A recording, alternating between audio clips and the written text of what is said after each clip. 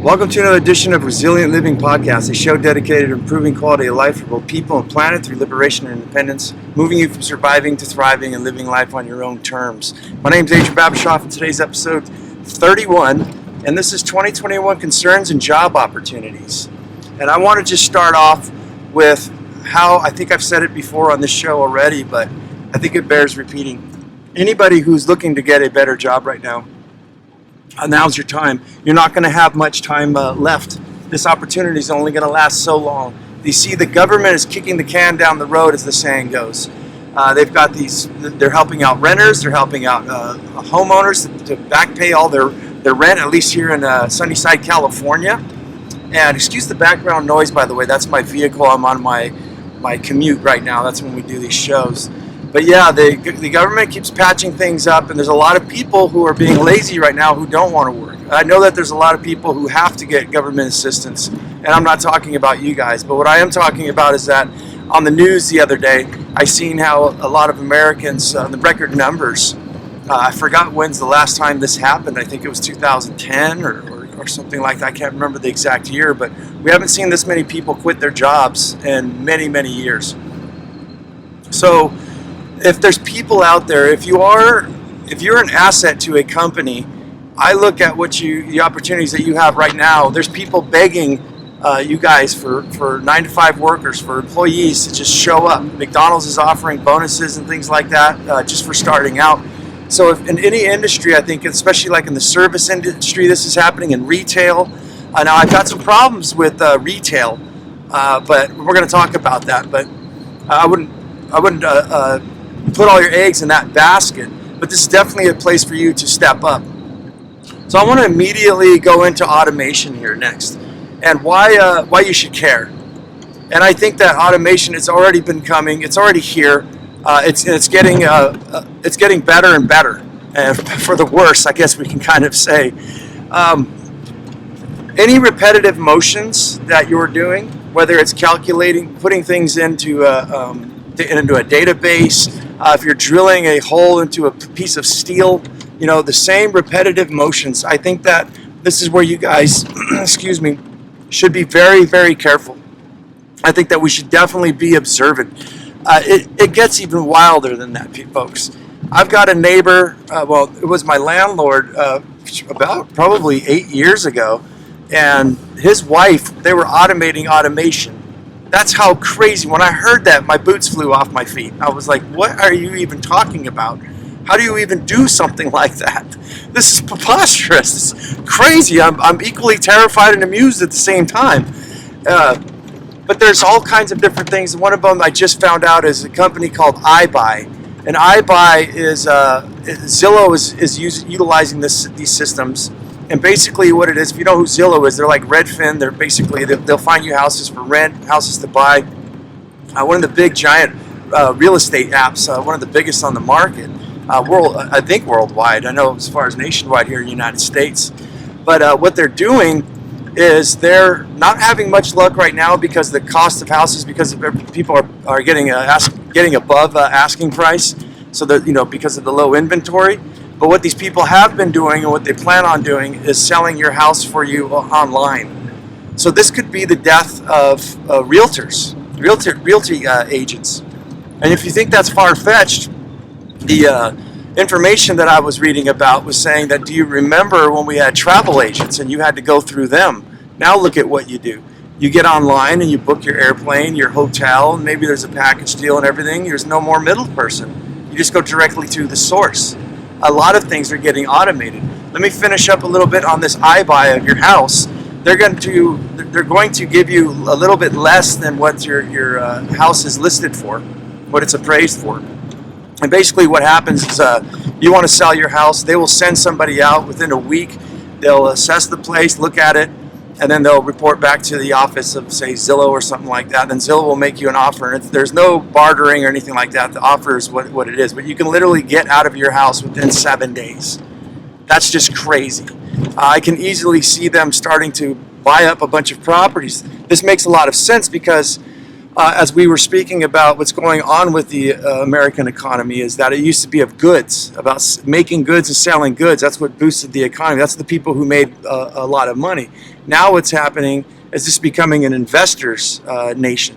A renter's nation is what they're claiming, that this is moving forward already. I heard of some companies through on the streets here that these large companies came in and bought like 8 city blocks. They just bought the whole entire block. They're completely converting everything to apartment buildings because that's where the money's at. A lot of these people don't have to pay taxes when they invest in real estate. So, and that's a whole podcast in and of itself.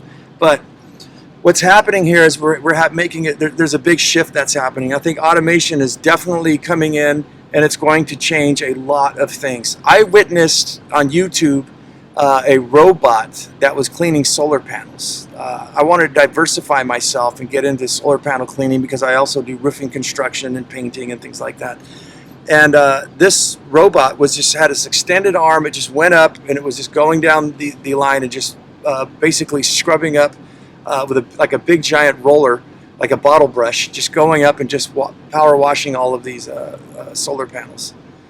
And I don't think it's far-fetched that you can set something up and it will literally reach up on a small little crane and literally clean stuff from houses here in the future. Like, there's so many things that are moving in this direction, and I think that you should definitely start paying attention to where automation is happening. And if you don't think this is something to be concerned about, go to your local grocery stores. Go to like your drug stores. I just seen the kiosks in the drugstore. Yeah, this is getting pretty crazy. I don't know how the shift and what's supposed to happen, but going back to the very first note, that there's a lot of opportunities right now, and I think that you need to jump on that, because once the moratoriums for the renters and all that kind of, and the stimulus checks ends, what's going to happen when people get hungry? Everybody's going to be fighting for those jobs. So you guys the word is that the can's been kicked down the road until September, at least here in Southern California. But this is the time for a lot of you guys, like I said, to act up. All right, so the side hustles, the significance of side hustles and why you should care about that.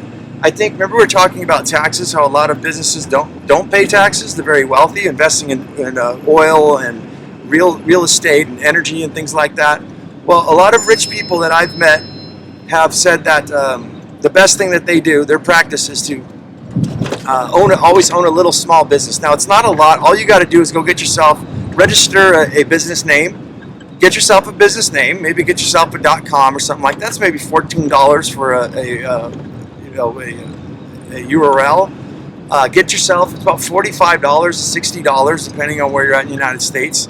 What you're going to do is you're going to do a fictitious name statement. You're going to send that over. You're going to register that with your city, and then you're going to register that with the local newspaper. It takes about 4 weeks or so, and then they mail you back. They mail the registration with the city, and lo and behold, there you go. You got a license, or a name at least, with an EIN number. Now you can go and you can open up yourself a little bank account, and you can make a little side hustle money. Find something that you like to do. Something that interests you, and all you have to do is once a day, like a week or something, or once every 2 weeks, just something very small. You don't really have to invest a lot, but there's a lot of tax shelters in that. You can write off a lot of taxes for your home, the electricity that you're using in your home, the square footage of your home, if you own a home, if you rent a home. Get yourself look into taxes. Get yourself, if you have a good tax person, see if they can help you out with those kind of things. And I mean, it goes down to if you needed a garden hose, right? And you're in construction. The garden hose is purchased through the construction company. That's a tax write-off. That's materials and tools, and the list goes on and on and on. It's a good tax shelter. So I think that diversification too, in case you ever did lose your job or you don't like what you're doing, I think that this could give you practice to be an entrepreneur, to be a business owner one day, or have some little side hustle for even when you retire. If you don't have, a lot of money for your retirement, or you do, you can use this as play money, right? And if you don't have a lot of money for your retirement, and you whittle at this, especially like if you're like my age in your 40s, by the time you're 65 and you keep toying with this thing for 20, 25 years, you're probably going to get pretty good at this thing, and it's probably going to start making you a little bit of coin. Use that to have fun. My grandfather used to go and collect cans and cardboard and recycle them and use that to go bet on race horses. And that was just his fun money. He never spent his personal money, but that was his go out and have a good time, even though he was retired. So it does two things. It can make your life a little more cushier. You can have some fun, but it also gives you some diversification in case crap ever hits the fan and you need, some little supplemental income. My hybridization philosophy. I'm going to do a whole show on this type of thing, but I want to kind of wet the whistle today. And what I see as diversification, as we're saying in this day and age with business and jobs and things like that, what's happening is things are fluctuating and evolving so differently. Let's give you guys an example, as I was saying with automation earlier. In the retail sector, you have places like Target and stuff like that have come out and actually did curbside, right? When we had the whole pandemic thing, they were like, hey, don't worry you don't need to come into the store, order what you want, we'll bring it out to you in your car. Walmart's doing this, Home Depot's doing this now. So people are diversifying, so they can provide for people to go pick up stuff like that day, right? Groceries, whatever. Also, people are doing stuff online, and they're also doing in-store. They're hybridizing and trying new things and gathering all the best of the best from everywhere and trying to really stay afloat and stay ahead with the competition. Because if you don't hybridize yourself, and no matter what it is that you're doing, whether you're working for somebody or you own a business, you're going to be falling behind. This hybridization, I think, as a transition that we are in right now, that we're moving with automation and everything, think about what you're doing. Think about all the experiences and the knowledge and things that you have, the skills, and see if you can pull those together and start learning more. Start pulling them into, basically, like if I was going to run plumbing in a house and I ran pipe. Well, what happened is I would be able to, I'd have the experience to be able to run that plumbing line with pressurization and things like that. That would also lead me to that if I ever had to do like natural gas lines, I'd say, whoa, I already know how to install elbows and how to rig these things through the flooring of a house or a wall, but I don't know anything about gas. I do know a little bit about gas, and it's pressurization, so you got to make sure you're using steel piping, and it's got to have Teflon tape, but it's this exact same thing, in contrast to plumbing, where you can just glue parts together.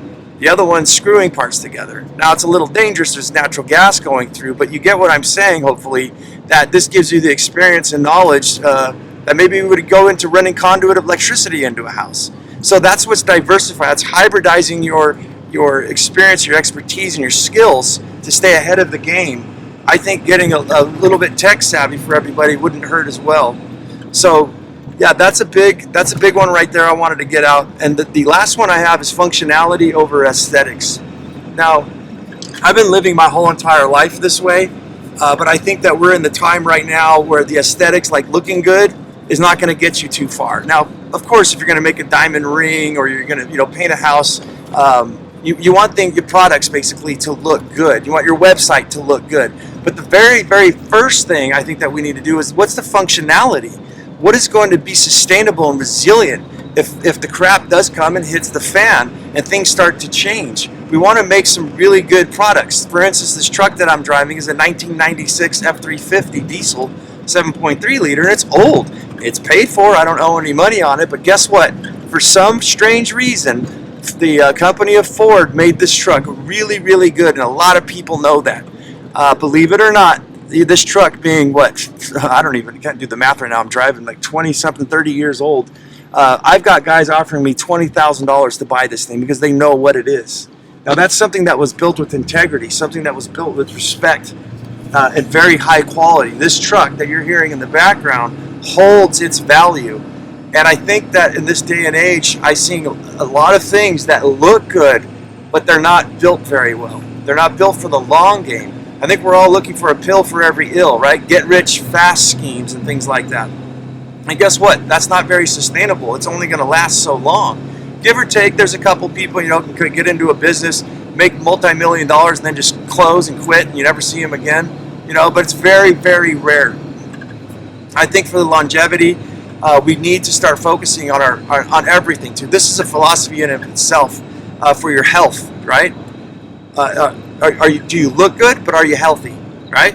Are you rich? Are you happy? Or are you miserable doing something that you hate, but you make really, really, really good money? But you're forced to do it, and you're going to be doing it for the rest of your life, and it feels like you're in a prison, and you just hate it so bad that it just makes you sick to your stomach to wake up every morning. Or could you make a couple $1,000s at something that you kind of like, or something that you really, really like, and you're able to live actually a happy life, and you're able to be happy. You're able to work on your spirituality and your dreams and your goals and things like that. So guys, that's the show. I really, really want to drive that one home, that we need to look at more on functionality instead of aesthetics, guys. So as I always say, go out there and have yourself a near-life experience, guys. Don't lose your muchness. Carry on the fire and human up, my friends.